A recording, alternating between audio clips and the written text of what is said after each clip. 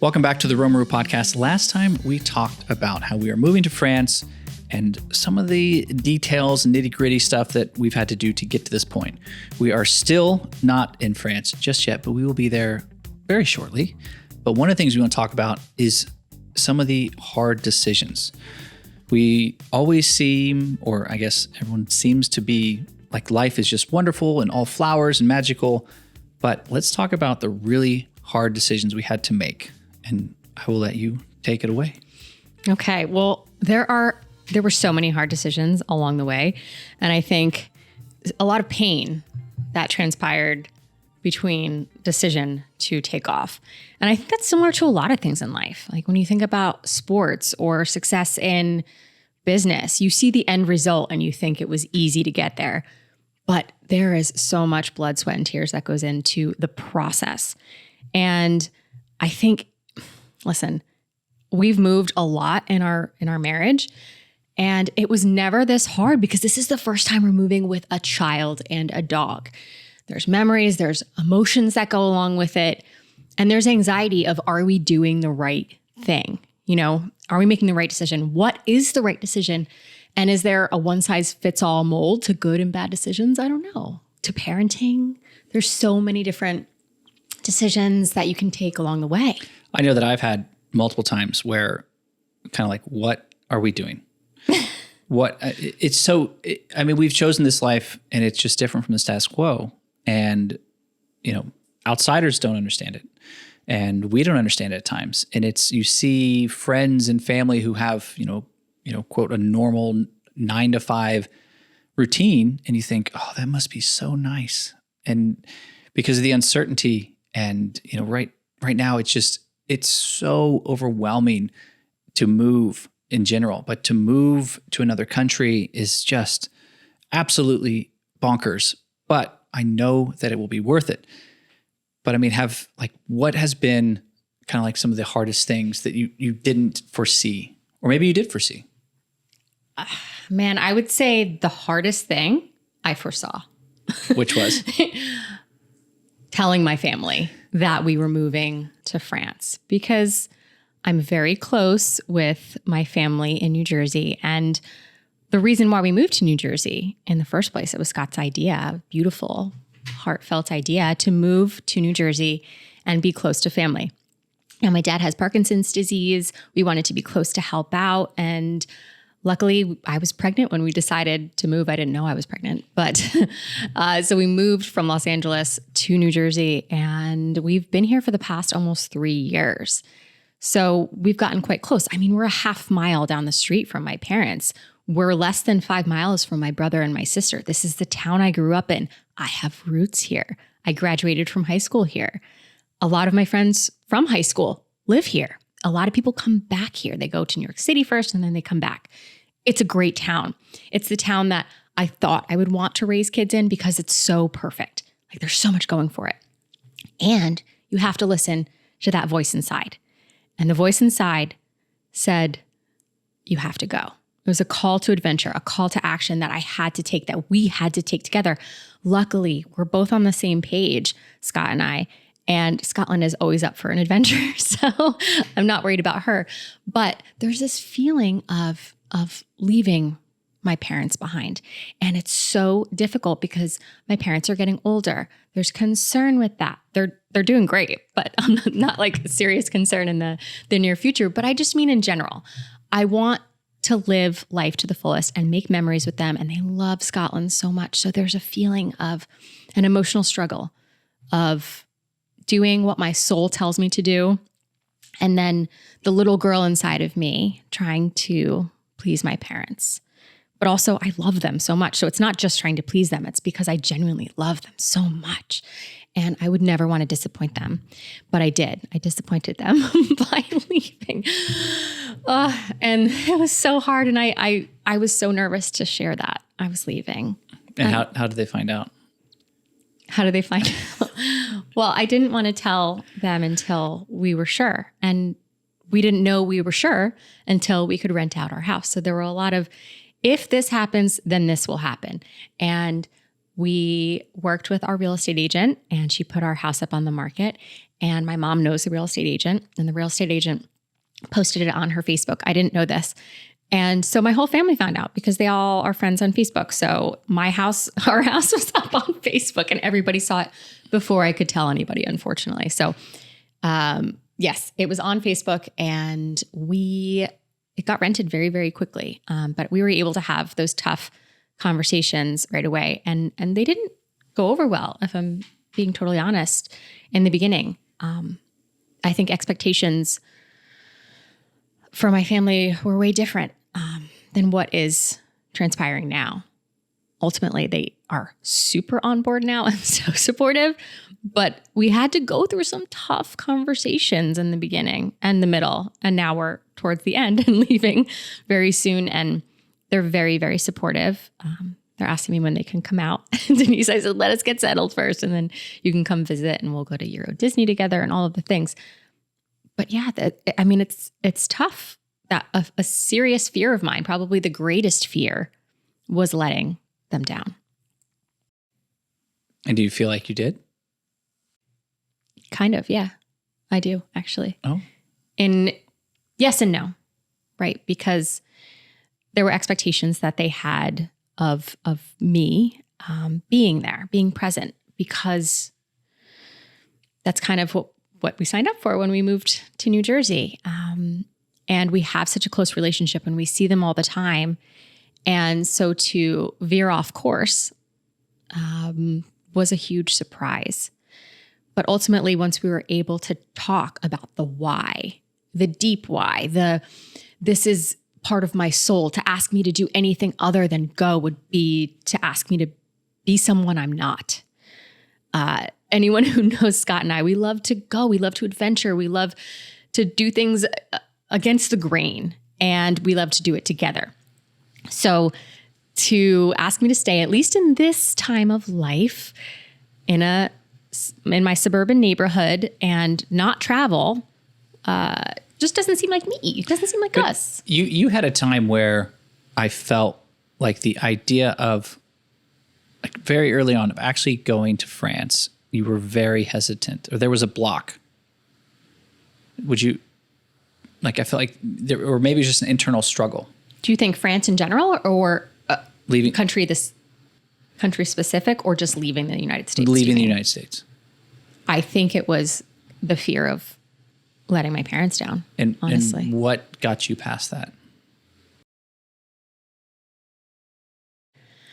What got me past that?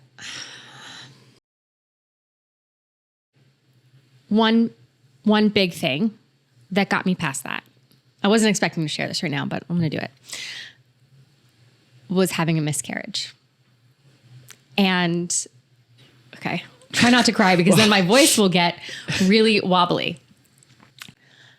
So I was pregnant a few months ago and I had a miscarriage at the very end of May, beginning of June. And then we decided to put our house up on the market a week later. I mean, it was something that said to me, life is short and it's not always guaranteed, right? Someday we're going to do this. Someday we're going to do that, but it's not guaranteed. You don't know what's going to happen in life. All of a sudden the rug gets pulled out from under you. You're not prepared. You are adaptable and you can accept these challenges, but no one prepares you for them. Not for that. So we had this big idea. It was floating in our head. Then this tragedy happens and it kind of was just like, if not now, then when? We have to go. You know, we have to do this. This is a life dream. We have to pursue it. The bigger risk is not going. The bigger risk is staying complacent. And I don't mean that in a negative way. I mean, staying in the safe position, always wondering what if. That would take me to the grave with massive regrets. I have to go. We have to go. When we think about when we're older, telling the life story to our grandchildren and hopefully our great-grandchildren if we're lucky, do we want to talk about how we almost moved to France that one time, but I don't know. It was really nice and safe where we were. So we didn't take the chance. No, we want to take the chance. We want to take great risks, have great rewards and great love and all of those things. And so I would say that was the real impetus. Didn't know we were going to take it there, but here we are. I thought it was. I actually thought the answer was something else. I didn't realize it was that. Because I know that you struggled a lot with that. You also struggled a lot with the amount of time to spend with your dad. And I thought that was I thought it was something different was the answer. That was initially, I mean, that was what was keeping me majorly. I made a commitment, I felt, and I didn't want to go against that commitment, even though I had said to my parents many times in the past few years, I think we're going to move. I don't know if we really love it here. I think we're going to go back to California. I think we're going to do this. I mean, they knew at some point we would probably fly the coop, but it's a surprise whenever it happens and whenever it becomes a reality, right? I mean, we went back to California for a couple months and ended up coming back to New Jersey. Anyway, yes, I feel an attachment, a love, a desire to help my father through this difficult time. And there is immense guilt for not being there. There's this analogy of basically a son who wants to go off to war. And you have the loving mother who either protects them and keeps him there or lets him go off. And it's basically the analogy of if the son goes off, his body may die, but his soul may live. But if the son stays home, his body will live, but his soul may die. And it's like this analogy where you have to realize that there are times where you might be complacent or safe in the comfortable area, but it's not going to lead to a very fulfilling, happy life. So you have to have, like we've always said, hard conversations, easy life. Easy conversations, tough life. That's so true, and so applicable to so many things. I think of when Scott and I first met, and we were living in different cities, Los Angeles and Chicago. It was going to be difficult to do a long-distance relationship. We had to have a lot of hard conversations in order to have a better relationship. And that was established right up front. So I think it's kind of a part of our ethos is to have these tough conversations early and often. So those feelings are still present. I mean, I still feel torn. I've made my decision, and I'm so grateful that my dad wants to get on a plane and fly to France. I think that's so wonderful. And I know that we will come visit. So I know that it's not that we'll never see each other. It's that we won't see each other as often. And I'm grateful that my mom and sister and brother are in this town and can help support through these challenging seasons. I think it's an identity thing too, as well. I think that, I mean, you've been their daughter for how many, 29 years? Yeah, right. I'm 37. Let's do this. But then now you're a mother. Yeah. And so now you have other responsibilities, and you've found this calling. Yes. To say, I've got to do this. This is a greater demand. Yes, I think that's a huge shift, identity shift for parents. I mean, I can only speak as a mother, but that was massive where, you were always my number one. And then when we got married, you really became my number one at that point.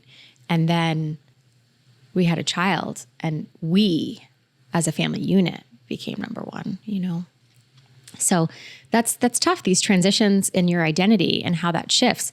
And I'll always be their daughter.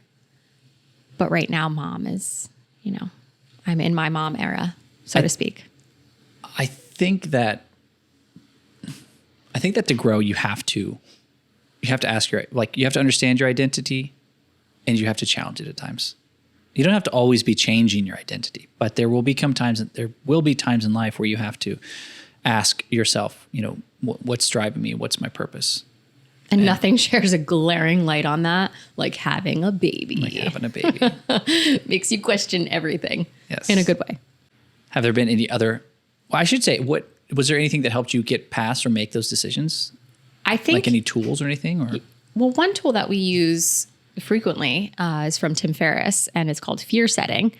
And it's about, I think you can probably explain this better in terms of what fear setting is exactly. Yeah, so fear setting, whenever you're making a big decision, you can Google it. There's a little sheet, But basically let me look at the exact ones. You prevent or define, prevent, and repair. That's right. So basically make a list of, so we're moving to France.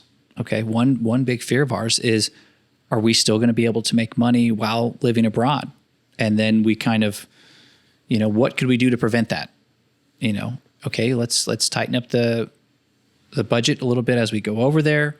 And then how can we repair? Like, what's the worst case scenario? What would happen? All right, we move back after being over there for 3 months, and maybe we have to get an apartment or move in with Clet's parents for a month while we get a new place because our house is rented. And then when you kind of play out these scenarios for each of your fears, maybe Clet just shared the huge fear of upsetting or telling her family. She kind of played out that and countered that with some alternatives as well. And so using this tool, as simple as it is, can be very helpful to basically lay out all of your fears, and all that anxiety that you have inside kind of calms down, because anxiety does a good job of playing out a lot of what if scenarios, what if problems, and it can just continue to run and run and run. But then when you put that pen to paper, it slows down the mind, slows down the heart, and it allows you to look at it a bit more pragmatically, so then you can make the right decisions. And sometimes maybe you'll realize that, hey, this is not the right decision, or maybe you realize this is the right decision. However, I need to do it in this way, and just kind of change your direction slightly.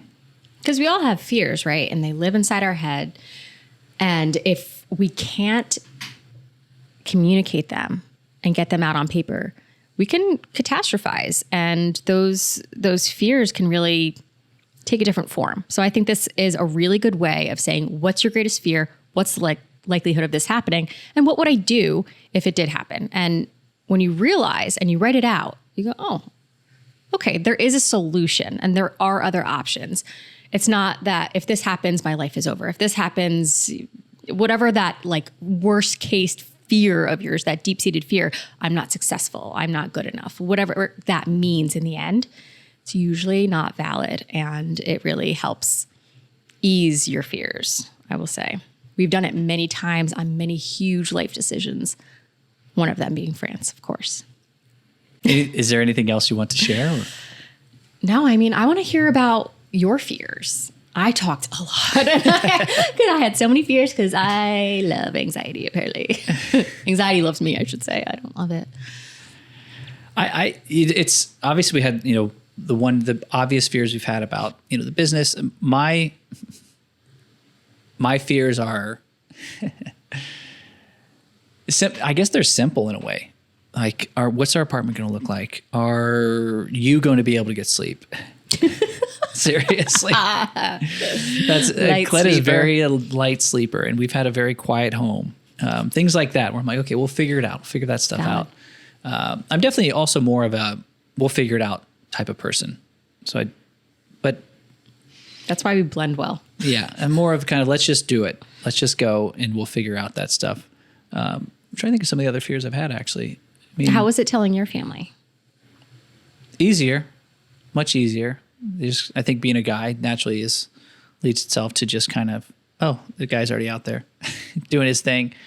So yeah, it wasn't really difficult too much. Yeah, you also don't live super close right now, so you're not leaving. There's no Band-Aid to pull off. Yeah. It was much easier. I think the fears are more around Scotland, and just like you have the comfort of the known of, we have her in this house. It's natural to do that as a parent. You have her in this house. You're physically protecting her. You know what to expect. And we're going to take her to a city. It's going to be loud. There's going to be so many people. She's not going to know the language. We're not going to know the language. She's not going to have her toys. Is that going to be okay? And I'm not saying these are rational fears and necessarily valid. They're just things that have popped up. And you realize, when you have a kid, you realize you are their best friend for the first maybe 5 years or so? I've heard 10. Let's hope 10. Let's hope 10. And so really, okay, is she not going to have all of her toys? Yeah, she's not going to have all her toys. Is she not going to have all the space? Right now, we haven't even used our basement. She just runs around and makes a mess of it. But she will adapt, and we will adapt as well. And so those have been my biggest fears, is just the concern of that. And I think the other fear is just knowing that when we get over there, it will be isolating no matter what. we're going from a place where we have friends and family around, and there's, even if it's just a little, having a short dinner with family or just stopping by to see friends for a little bit, those little touches of connection aren't going to be for some time. We're not going to have those for some time. And the first few weeks is going to be the honeymoon vacation period. We're going to have a blast. But at some point, it's going to hit us that, oh my God, we are here by ourselves. And that's when it's going to be tough. But I think if we're prepared for it, I think we'll be all right. And because Clint and I have, when we did our around the world trip back in 2015, 2016, we spent the first Christmas away. And I can remember how tough that was. And it'll be different because we have Scotland to hang out with. But I know that we have to just be very, I think if, using the fear setting tool, we have to be very proactive in our approach that when we get over there, we need to be pursuing friendships aggressively. And ways we are going to do that is through our gym, through Scotland's nursery school, and just through expat communities as well. There's plenty of just general Facebook groups. There's also some tied to colleges, or maybe your college is in a conference where people have little meet and greets and stuff. So it's just more putting some effort to solve that problem. And at some point we'll make some friends. I think we've done it before, moving to Los Angeles. And that was quite a transient community, and we had to integrate in, and we did that through CrossFit and beach volleyball and different communities that we'll insert ourselves in, and we'll just put on our extrovert hats and go forth. And actually, you know what? One of my most anxious, provoking things is traveling with Lucy.